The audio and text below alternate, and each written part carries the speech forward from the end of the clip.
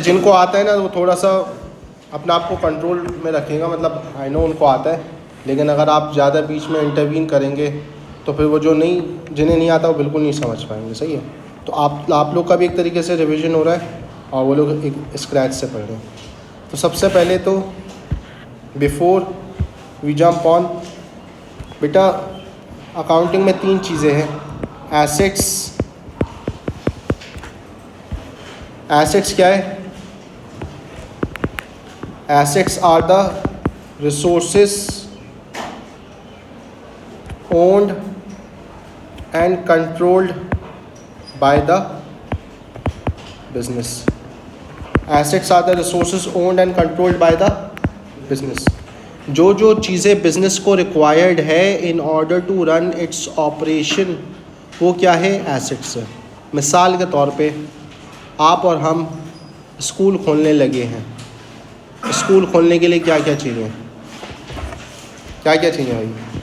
Computers, तो ये आपका एसेट होगा। सही है। वी नीड प्रोजेक्टर्स, तो ये आपका एसेट होगा। वी नीड फर्नीचर्स, तो ये आपका एसेट होगा। जो चीज़ें रिसोर्सेज आपको रिक्वायर्ड है for your business to operate, सही है, जो चीज़ें बिजनेस ओन करेगा और उन्हें कंट्रोल करेगा वो सारे एसेट्स है। कंप्यूटर्स रिक्वायर्ड है आपको, जो चीज़ रिसोर्सेज रिक्वायर्ड है। क्या क्या रिक्वायर्ड है आप लोग बताएं? और कंप्यूटर, प्रोजेक्टर, फर्नीचर्स और क्या रिक्वायर्ड है भाई? अभिषेक, फर्नीचर्स में आ गया। हाँ भाई, फोटोकॉपी मशीन लिख लेते चलो, और एसी, सही है, और फिक्सचर्स एंड फिटिंग्स लिख देते। वाइट बोर्ड्स वगैरह ये सब चीज़ें ना फिक्सचर्स एंड फिटिंग्स में आ जाती है। किस में आ जाती है? जो फिक्स हुई हुई है ना चीज़ें, जिससे आप बोल सकते हो ये लाइट भी फिक्स हुई हुई है, प्रोजेक्टर भी, और ये स्क्रीन भी फिक्स हुई हुई है, तो ये सब फिक्सचर्स एंड फिटिंग्स में आ जाते हैं। और कैश चाहिए, सही है, कैश भी आपका एसेट है। रिसोर्स जो भी आपको चाहिए ना चीज़ें, रिसोर्सेज बिजनेस को, वो सब क्या है? एसेट्स है। सही है बेटा, जो रिसोर्सेज बिजनेस को रिक्वायर्ड है in order for it to run its operation smoothly, वो सब एसेट्स है। सही है। फिर आता है बेटा अगला क्या आइटम है? अगला क्या आइटम है? लायबिलिटी।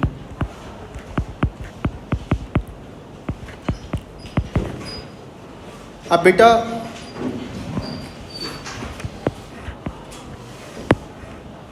अब लायबिलिटीज क्या है? Resources lent to the business by someone else besides owner. सही है। अगर ओनर के अलावा बेटा किसी और ने रिसोर्स दी हुए ना, तो जाहिर सी बात है उसने उधार वगैरह दिया हुआ है बिजनेस को।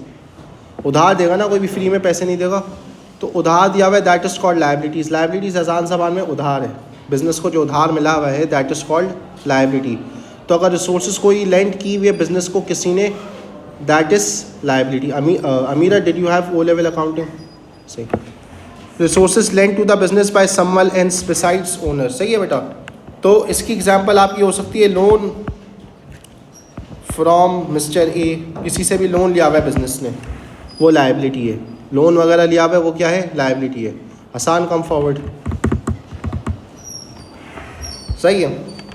और तीसरी चीज़ है कैपिटल। क्या है? Resources provided by the owner to the business. Resources provided by the owner to the business, ये कैपिटल कहलाता है। सही है बेटा। तो अगर एसेट्स क्या है? जो रिसोर्सेज बिजनेस ओन करता है, और लायबिलिटीज जो बिजनेस रिसोर्सेज ओन करता है ना बेटा। अस्सलाम मूसा, आप लेट है हमेशा ही।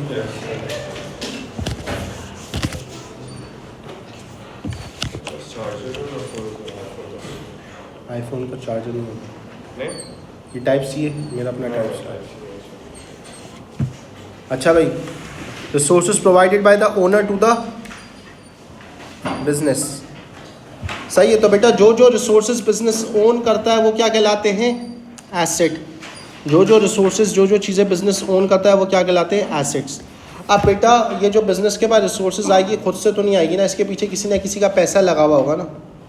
तो अगर रिसोर्स प्रोवाइड करने वाला ओनर है तो वो कैपिटल इन्वेस्टमेंट, कैपिटल कहलाएगा। और अगर रिसोर्स प्रोवाइड करने वाला ओनर के अलावा कोई और है, किसी ने उधार पे रिसोर्स प्रोवाइड किए हुए, तो वो लायबिलिटी कहलाएगी। सही है, समझ आ गई यहाँ तक बात? तो बेटा अब आपकी अकाउंटिंग इक्वेशन क्या है? पूरी अकाउंटिंग जिस पर आपकी पूरी अकाउंटिंग बेस्ड है, अकाउंटिंग इक्वेशन क्या है भाई? अकाउंटिंग इक्वेशन कौन बताएगा? Asset equals to capital plus liability. जो जो आप चीज़ें करेंगे ना वो सब बेसिकली इसी इक्वेशन पर बेस्ड है फाइनेंशियल अकाउंटिंग में। सही है, बस ये है अकाउंटिंग इतनी सी। Asset equals to capital plus liability, यही है अकाउंटिंग, इसके अलावा और कुछ नहीं है। इसी की डिटेल में जाएंगे हम। सही है, asset equals to capital plus liability, assets equals to capital plus liability. सही है, समझ आ गई इक्वेशन? अब बेटा एसेट्स क्या है? Again resources owned by the business. अब ये जो रिसोर्सेज बिजनेस ओन करता है, ये अगर ओनर ने प्रोवाइड की हुई है तो कैपिटल है,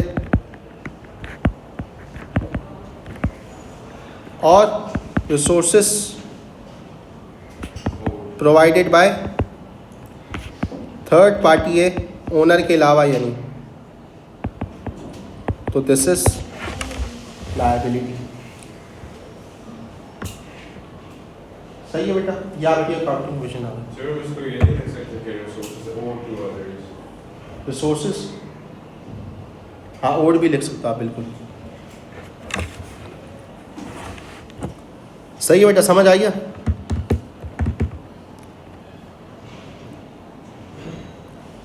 अब बेटा अब आपके पास जो भी बिजनेस में इवेंट होगा ना, फाइनेंशियल इवेंट, आपके पास जो भी बिजनेस में ट्रांजैक्शंस होगी ना, तो वो आप हर ट्रांजैक्शन का क्या मतलब है? जिसमें पैसे इन्वॉल्व है। बिजनेस में कोई भी ऐसी एक्टिविटी हो रही है जिसमें पैसे इन्वॉल्व है, उसको ट्रांजैक्शन कहते हैं। तो बेटा आप जब भी ट्रांजैक्शन रिकॉर्ड करेंगे ना बिजनेस में, हमेशा उस ट्रांजैक्शन के दो अफेक्ट होंगे, हमेशा उस ट्रांजैक्शन के दो अफेक्ट होंगे। सही है, वो दो अफेक्ट इस तरह होंगे बेटा, ये आपकी इक्वेशन सेटिस्फाई रहेगी। बात समझ आ रही है? अभी हम एग्जाम्पल से डिस्कस करेंगे, आपके फिर और बात समझ आएगी। हमेशा हर ट्रांजैक्शन के दो अफेक्ट होंगे। पहली बात तो ये, मिसाल के तौर पे आप बिज़नेस स्टार्ट करना चाह रहे हो, तो आपने बिज़नेस को $30,000 प्रोवाइड करा एज एन ओनर। सही है, ये एक इवेंट हो गया। पहली बात तो ये कि हर ट्रांजैक्शन जो होगी उसके हमेशा दो अफेक्ट्स होंगे। क्या होंगे? दो अफेक्ट्स होंगे। दूसरी बात भाई, आप अकाउंटिंग कर रहे हो ना, तो आप अपने जहन में ये रखें कि बिज़नेस भी एक अलग इंडिविजुअल है। बिज़नेस भी क्या है? एक अलग इंडिविजुअल है। आप एज एन अकाउंटेंट बिज़नेस की अकाउंटिंग कर रहे हैं। किसकी अकाउंटिंग कर रहे हैं? बिज़नेस की अकाउंटिंग कर रहे हैं। आप बिज़नेस को अलग समझें, बिज़नेस के ओनर को अलग समझें। जो बिज़नेस का हिसाब है वो अलग मेंटेन होगा, बिज़नेस के ओनर का हिसाब किताब है वो अलग है। आप बिज़नेस को उससे अलग रखें, दोनों सेपरेट इंडिविजुअल्स है। बिज़नेस अलग है, बिज़नेस का ओनर अलग है।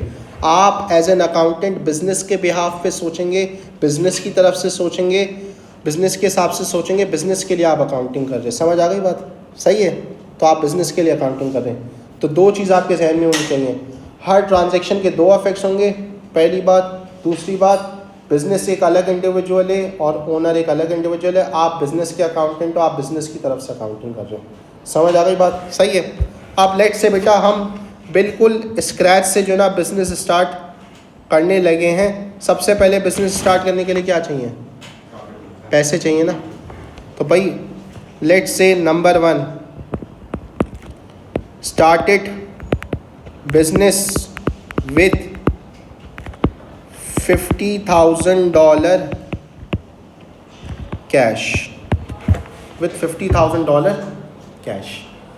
अभी बेटा मैं बोल सकता हूँ बिजनेस स्टार्ट करने से पहले सब ज़ीरो था। बिजनेस स्टार्ट करने से पहले सब ज़ीरो था ना, एसेट्स भी ज़ीरो थे, कैपिटल भी ज़ीरो था और लायबिलिटी भी ज़ीरो थी, ऐसे ही है ना। एसेट्स भी ज़ीरो थे, कैपिटल भी ज़ीरो था और लायबिलिटी भी ज़ीरो थी। The moment we plan to start business, अब मैंने आपको क्या बोला, बिजनेस अलग है, ओनर अलग है। 50,000 कैश किसने प्रोवाइड किया बिजनेस को? ओनर ने प्रोवाइड करा ना। ओनर ने अपने पास से 50,000 कैश निकाल के बिजनेस को दे दिया। अब ये पैसे किसके हो गए? बिजनेस के हो गए। बिजनेस के हो गए। अब बेटा हर ट्रांजेक्शन के मैंने क्या बोला, दो अफेक्ट्स हैं। अब बेटा आप देखेंगे क्या बिजनेस में रिसोर्स आ रही है? बिजनेस में रिसोर्स आ रही है तो मैं बोल सकता हूँ बिजनेस के पास एक रिसोर्स आ गई। रिसोर्स का क्या नाम है? कैश। कैश आ गया। कितना कैश आ गया? 50,000 आ गया कैश। अब जब भी बिजनेस के पास रिसोर्स आएगी, you should ask your self, ये रिसोर्स प्रोवाइड करने वाला कौन है? रिसोर्स प्रोवाइड करने वाला कौन है? ओनर। तो बेटा ओनर, अगर ओनर प्रोवाइड कर रहा है तो कैपिटल। तो आपके पास एसेट आ गया। एसेट आपका बढ़ जाएगा 50,000 से। और एसेट कैसे बढ़ रहा है? जब भी बिजनेस का रिसोर्स आएगी, यू शुड क्वेश्चन योरसेल्फ, ये रिसोर्स कहाँ से आ रही है? तो कौन प्रोवाइड कर रहा है? ओनर। तो मैं बोल सकता हूँ आप अगर ओनर हो तो आपकी इन्वेस्टमेंट बिजनेस में बढ़ गई, ऐसे ही है। तो जब भी ओनर की इन्वेस्टमेंट, ओनर के लगाए हुए पैसे बिजनेस में बढ़ेंगे या कुछ भी लगाते हैं वो, उसकी इन्वेस्टमेंट बिजनेस में बढ़ेगी तो साथ साथ कैपिटल भी बढ़ेगा।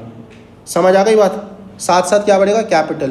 तो कहना है ऐसे आपका एसेट बढ़ जाएगा 50,000 से और कैपिटल भी बढ़ जाएगा 50,000 से। इसकी वजह से ये सबके समझ आया है? किसी के कुछ जहन में क्वेश्चन है? स्पेशली दोस्त who did not have O level accounting. नहीं समझ आया बेटा? वापस रिपीट कर लेता हूँ। हमारे पास एक रिसोर्स है जी जी। बिजनेस का एसेट बढ़ रहा है तो कैपिटल भी बढ़ रहा है, लेकिन हमने तो डाला 50,000 है, राइट? तो अगर हम इनको ऐड अप करें तो दैट वुड बी $100,000। बेटा लेट मी एक्सप्लेन। अच्छा, started business with 50,000 cash. Ibrahim आपने बिजनेस स्टार्ट करने का सोचा, आपके पास 50,000 है, आपने बिजनेस को दे दिए। पैसे किसके हो गए? अब आपके पास से चले गए, बिजनेस के हो गए। मैंने आपको बोला हर ट्रांजैक्शन के दो अफेक्ट हो गए होंगे। तो अब आप बताओ बिजनेस के पास जब भी रिसोर्स आएगी उसको क्या बोलते हैं? एसेट। जो भी बिजनेस रिसोर्स ओन करता है, कंट्रोल करता है। अब ये 50,000 किसके हो गए? बिजनेस के हो गए ना। बिजनेस के पास एसेट आ गया 50,000 का। क्या नाम है एसेट का? कैश। तो कहना है इसे बिजनेस का एसेट बढ़ गया 50,000 से। समझ आ गई? अब मैं आपसे पूछ रहा हूँ, देखो बिजनेस के पास एसेट खुद से ऐसे ही तो नहीं आ जाएगा ना। तो who is providing that resource to the business? Owner. तो जब भी ओनर बिजनेस को रिसोर्स प्रोवाइड करेगा तो साथ साथ कैपिटल भी बढ़ेगा। सही है? आपकी इन्वेस्टमेंट बढ़ गई ना बिजनेस में, उसका भी तो हिसाब होना चाहिए ना। अगर कैपिटल किसका अकाउंट है? ओनर का है। कैपिटल किसके लिए है? ओनर के लिए। तो अगर ये रिसोर्स बिजनेस को ओनर प्रोवाइड कर रहा है तो साथ साथ कैपिटल भी बढ़ जाएगा। तो एसेट भी बढ़ गया और कैपिटल भी बढ़ गया। समझ आई बात सबके? समझ आई? इब्राहिम अब समझ आया बेटा? तो मैं बोल सकता हूँ आपका एसेट भी बढ़ गया और कैपिटल भी बढ़ गया। कितने से? तो कहने से आपकी अकाउंटिंग इक्वेशन इस तरह लिखेगी, asset equals to capital plus liability. ये देखो बिजनेस कितने की रिसोर्स ओन करता है? एसेट का मतलब रिसोर्स कितने की ओन करता है? 50,000। अब ये कैपिटल कितना हो गया? 50,000 प्लस लायबिलिटी कितनी है? 0। समझ आ गई बात? क्लियर है बेटा? सही है। तो आपकी अकाउंटिंग इक्वेशन अभी फिलहाल ऐसे दिखेगी, एसेट्स हो गए 50,000 के, कैपिटल भी हो गया 50,000 का और लायबिलिटी कितनी है? 0। सही है? 100,000 कुछ भी नहीं है। आपके पास जो रिसोर्सेज पड़ी हुए बिजनेस ओन करता है वो किस तरह फंडेड है? ओनर का पैसा लगा हुआ है, इसलिए कैपिटल 50,000 हो गया। समझ आ गई बात? सही है बेटा? सर तो हम ये assume कर लें कि एसेट्स जो हमारे पास पॉजिटिव साइड है और कैपिटल और लायबिलिटी जो हमारे पास नेगेटिव साइड है, वहाँ पे कैंसिल आउट करके इक्वल 0 हो जाए। Can you say that? You can say that in some what way, लेकिन आप यही समझे आसान बात यह है कि बिज़नेस के बाद रिसोर्स आ रही है ना, तो रिसोर्स प्रोवाइड करने वाला कोई होगा।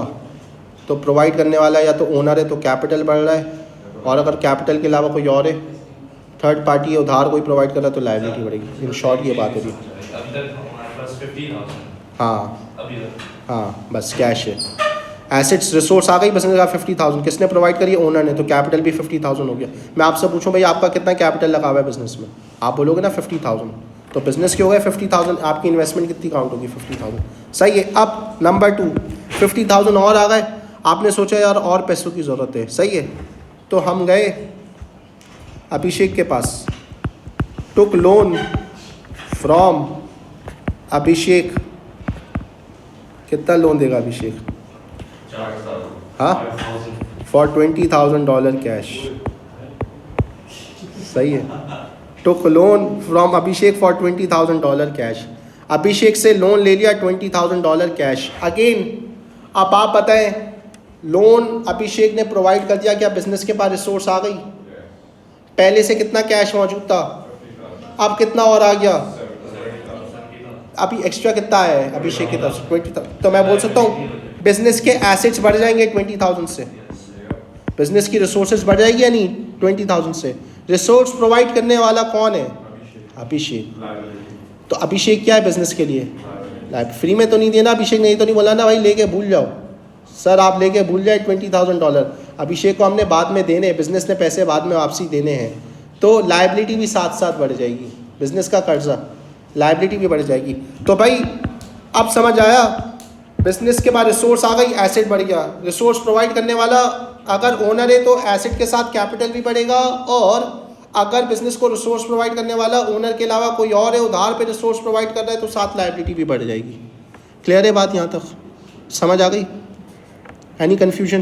तो मैं बोल सकता हूँ अब आपकी अकाउंटिंग इक्वेशन ऐसे होगी इन दो इवेंट्स के बाद। आप बोलोगे सर टोटल एसेट्स हो गए 70,000, कैपिटल कितना है 50,000, बिजनेस 70,000 की रिसोर्सेज ओन करता है, और ये रिसोर्सेज किस तरह फंडेड है? 50,000 ओनर के लगे हुए हैं और 20,000 आपके अभिषेक के लगे हुए, तो टोटल कैश पड़ा हुआ है 70,000। समझ आ गई बात? सही है, थैंक यू अभिषेक। हम उम्मीद करते हैं जो हमने एग्जाम्पल के तौर पे सोचा है वो रियलिटी में भी होगा। चले भाई,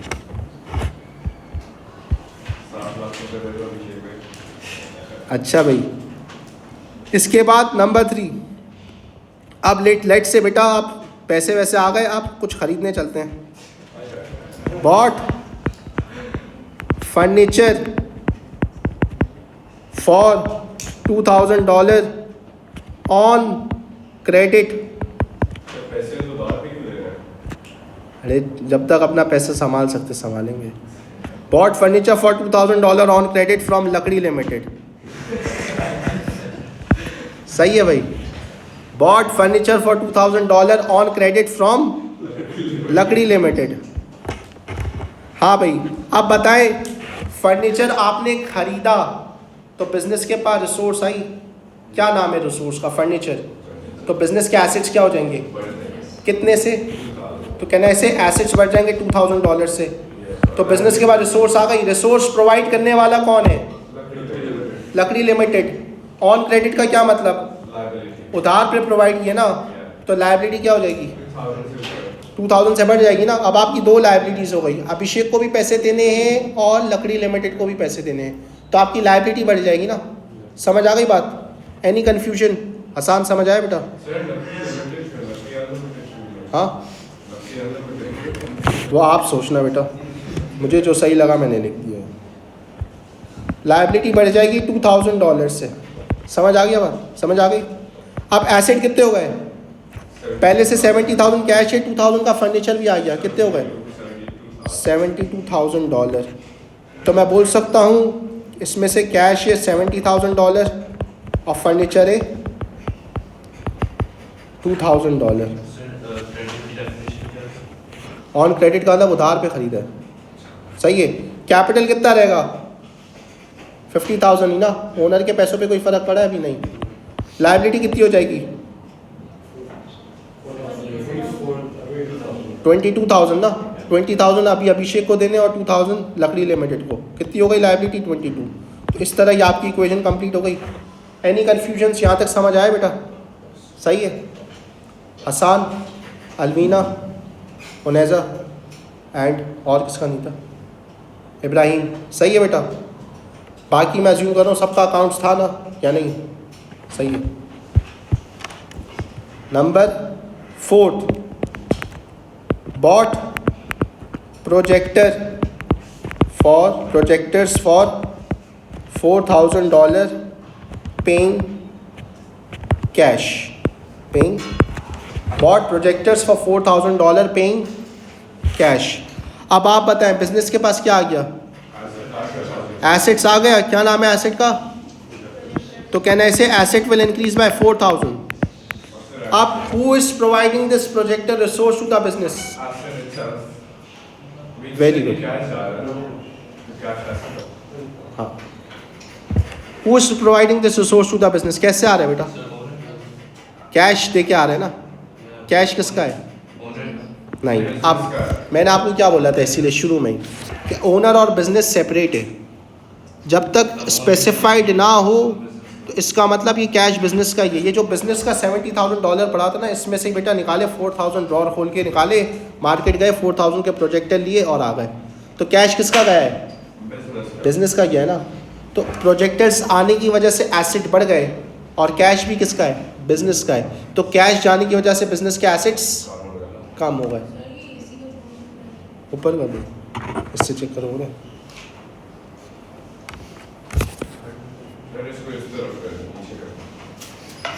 स्विंग इसका ऑन कर दो ना. नहीं हो रहा.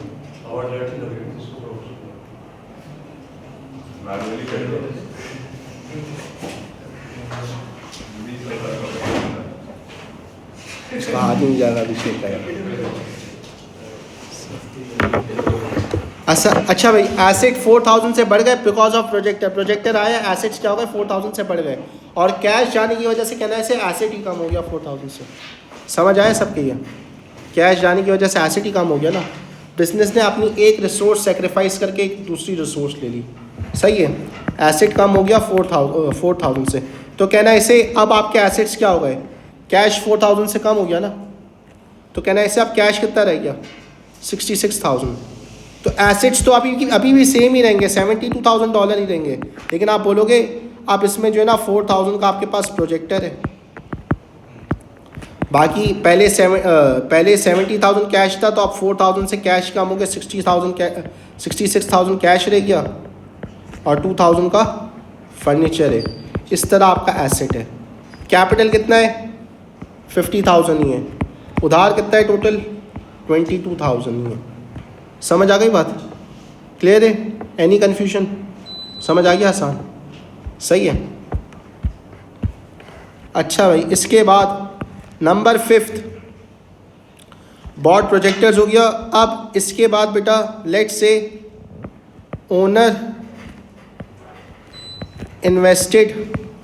Owner provided the business with his mixer. क्या हुआ भाई? At a value of $2,000.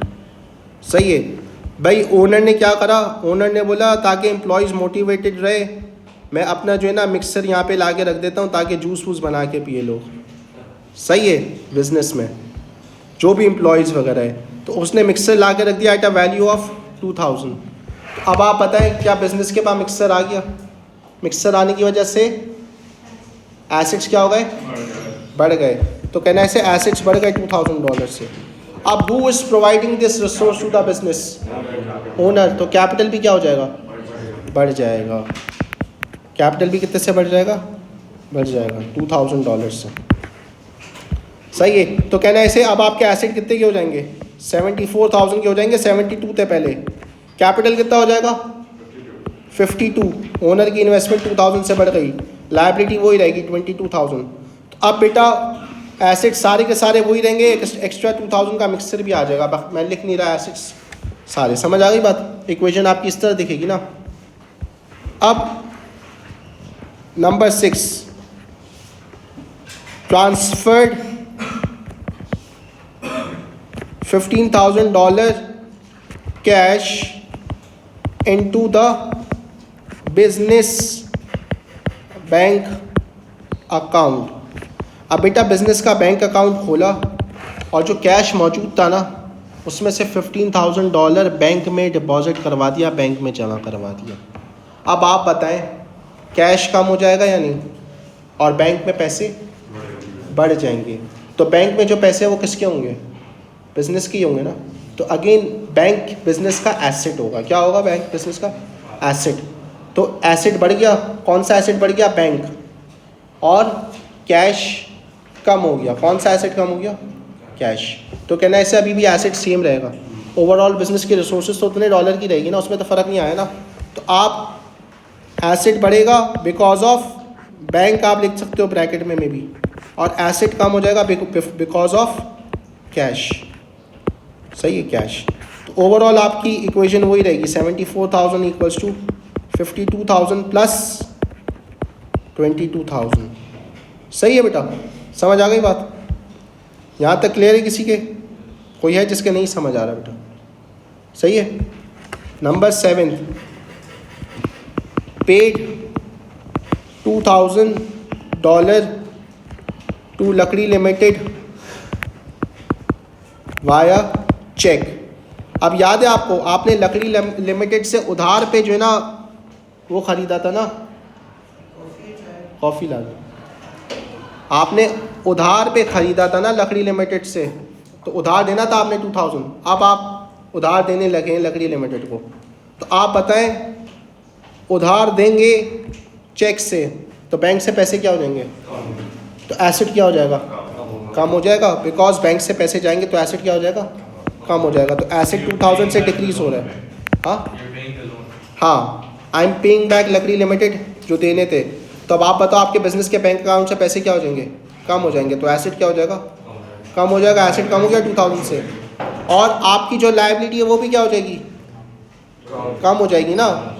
पहले लायबिलिटी ज़्यादा थी, अब आप रीपे कर दो तो लायबिलिटी क्या हो जाएगी? कम हो जाएगी। तो लायबिलिटी भी कम हो जाएगी। कितने से? 2,000 से। सही है। तो भाई आपके एसेट्स हो गए अब 72,000, क्योंकि 2,000 से कम हो गए। ओनर की इन्वेस्टमेंट पे कोई फ़र्क नहीं पड़ा, तो वो तो रहेगी 52,000। लायबिलिटी आपने अभी मुझे बताया सर 22,000 से कम होके 20,000 हो गई। So this is your liability. समझ आ गई बात? फिर बेटा returned 1 faulty projector, return one faulty projector of $1,000 and received cash। आपने प्रोजेक्टर्स खरीदे थे, उसमें से एक फॉल्टी प्रोजेक्टर था $1,000 का, वो आपने रिटर्न कर दिया और कैश आ गया। तो अब आप बताएं, बिजनेस के पास से प्रोजेक्टर जा रहे हैं तो एसेट क्या हो जाएंगे? डिक्रीज हो जाएंगे because projector is going out, right. कितने से कम हो जाएंगे? 1,000 से बिकॉज ऑफ प्रोजेक्टर। और प्रोजेक्टर आपने दे दिया तो आगे से क्या मिला है? कैश। तो बिजनेस के एसेट बढ़ जाएंगे बिकॉज ऑफ कैश।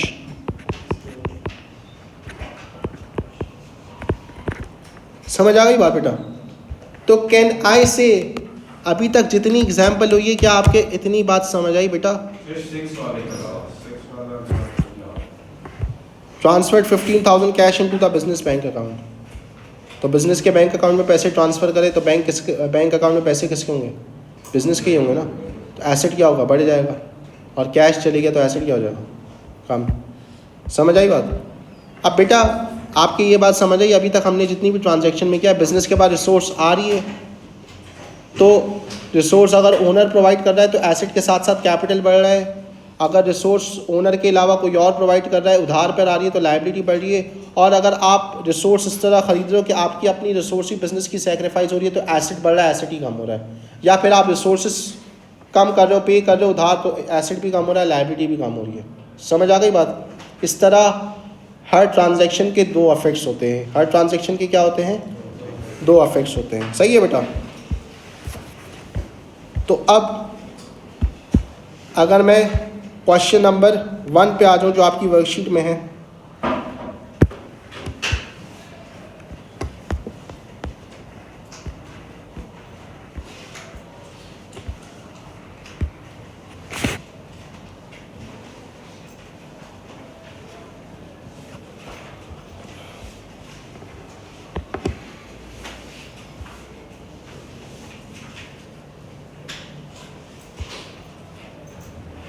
ये आपके सामने क्वेश्चन नंबर 1 है। Started business with 12,000 in cash. अब आप लोग मुझे बताएं, हर ट्रांजेक्शन के आगे बस मैं ये लिखूंगा क्या बढ़ेगा क्या कम होगा, दो चीज़ें ना।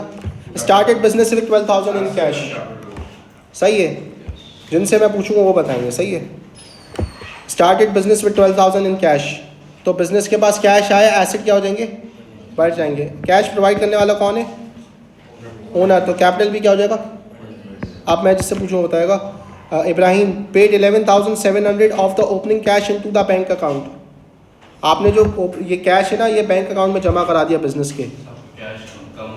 कैश कम हो गया तो एसेट क्या हो गया, एसेट रिसोर्सेज है ना, आपने बिजनेस का कैश दे दिया तो एसेट। हाँ बेटा, आप क्या बिजनेस में 12,000 कैश आया है, आपने कैश दे दिया, बैंक में जमा करा दिया, तो कैश तो चले गया, तो कैश जाने की वजह से एसेट कम हो गए, और बैंक में पैसे आने की वजह से एसेट, तो कैश जाने की वजह से एसेट कम हो गया, बैंक में पैसे आने की वजह से एसेट बढ़ गए। समझ आई बात। Bought office furniture on credit from Dream Limited, आसान।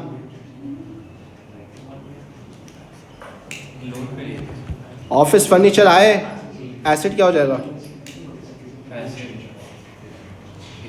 हाँ, तो एसेट इंक्रीज। और किस तरह लिया है, ऑन क्रेडिट, क्रेडिट का मतलब उधार पे लिया है, तो क्या बढ़ेगा या क्या कम होगा, जिससे पूछूँ वो बताएगा बेटा। सही, आप लोग ने वो लेवल्स क्या हुआ, इसलिए आप लोग को पता है, इसलिए मैं इनसे पूछना चाह रहा हूँ जी। बेटा ऑफिस फर्नीचर कैसा आया है, उधार पे खरीदा है ना ड्रीम लिमिटेड से, तो उधार पे खरीदेंगे तो क्या बढ़ेगी, लायबिलिटी बढ़ जाएगी ना। समझ आ रही बात या नहीं, लायबिलिटी मतलब उधार है ना, नहीं समझ आया, तो लायबिलिटी आपने अभी तक, आप ऐसे रिएक्ट करो जैसे लायबिलिटी आपने अभी पहली दफ़ा सुना। मैं कब से समझा रहा हूँ समझ लिया आप। बेटा, मैं बोल रहा हूँ बिजनेस के बाद रिसोर्स आएगी, तो रिसोर्स आने की वजह से एसेट्स बढ़ जाएंगे। रिसोर्स अगर ओनर प्रोवाइड कर रहा है तो साथ साथ कैपिटल बढ़ेगा, अगर ओनर के अलावा अगर उधार पे आप रिसोर्स ले रहे हो तो लायबिलिटी बढ़ेगी। तो आप बताएं, ऑफिस फर्नीचर की आने की वजह से एसेट बढ़ गए, एसेट कौन प्रोवाइड कर रहा है, ड्रीम लिमिटेड, तो बिजनेस पर लायबिलिटी बढ़ गई या नहीं बढ़ गई, उधार पे प्रोवाइड कर रहा है ना ऑन क्रेडिट, तो लायबिलिटी भी बढ़ जाएगी। सही है। Bought a van paying by cheque, उन्हें ऐसा वैन आ रही है तो एसेट इंक्रीज हो जाएंगे। और कैसा है वैन, कैसा है ये, पेइंग बाय, तो बैंक से पैसे कम हो जाएंगे ना, तो एसेट क्या हो जाएगा, कम भी हो जाएगा। सही है, समझ आई बात। Alvina bought equipment from Pierce and Son on credit, asset बढ़ जाएगा बिकॉज इक्विपमेंट आ रहा है। Very good. लायबिलिटी भी बढ़ जाएगी क्योंकि आपने पियर्स एंड सन से उधार पे खरीदा है, लायबिलिटी बढ़ जाएगी। सही है। Return faulty office furniture costing 120 to Dream Limited, हाँ भाई Hasan, return faulty office furniture to Dream Limited. आप बताएं बेटा, ऑफिस फर्नीचर रिटर्न कर दिया तो एसेट क्या हो जाएंगे,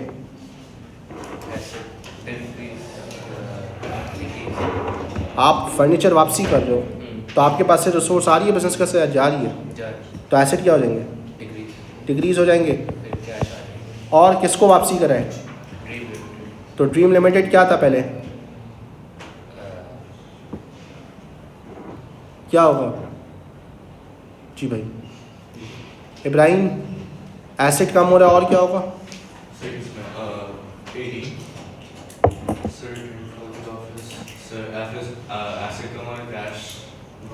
कैश तो नहीं आ रहा।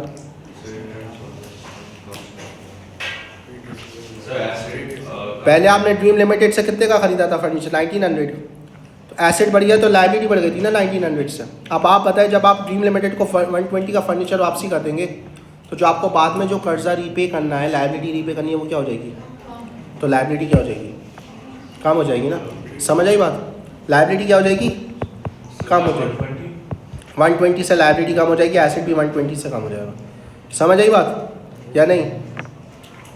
Sold some of the equipment for cash, equipment बेच दिया कैश के लिए जी। मूसा, एसेट कम होगा, एसेट ही बढ़ जाएगा। कैश के लिए इक्विपमेंट बेचा है तो कैश आ जाएगा तो एसेट बढ़ जाएगा, और इक्विपमेंट चले जाएगा तो एसेट कम हो जाएगा। Paid amount owing to Dream Limited by cheque, liability का आप जिससे पूछूंगा वो बताएगा। Usman, paid amount owing to Dream Limited by check.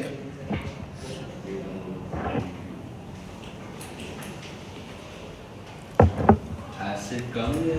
क्यों कम हो जाएगा? क्योंकि पैसे दे रहे हो आप बैंक से, पैसे क्या हो जाएंगे? चेक दोगे तो बैंक से पैसे कम हो जाएंगे, एसेट कम हो गया। और लायबिलिटी भी कम। वेरी गुड, आपकी ड्रीम लिमिटेड क्या थी? लायबिलिटी थी ना बेटा। तो जब आप रीपे कर दोगे ड्रीम लिमिटेड को तो लायबिलिटी क्या हो जाएगी?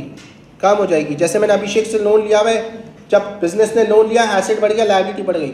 जब वापसी कर देंगे एसेट कम हो जाएगा और लायबिलिटी कम हो जाएगी। ऐसे ड्रीम लिमिटेड भी आपका लायबिलिटी आपने रीपे कर दिया तो लायबिलिटी कम हो जाएगी। समझ आ गई बात? Took 130 out of the bank and added to cash.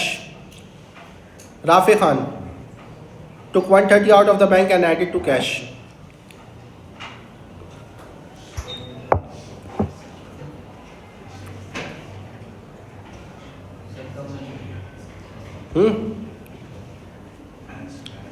आपका क्या ग्रेड आया ओ लेवल अकाउंटिंग में?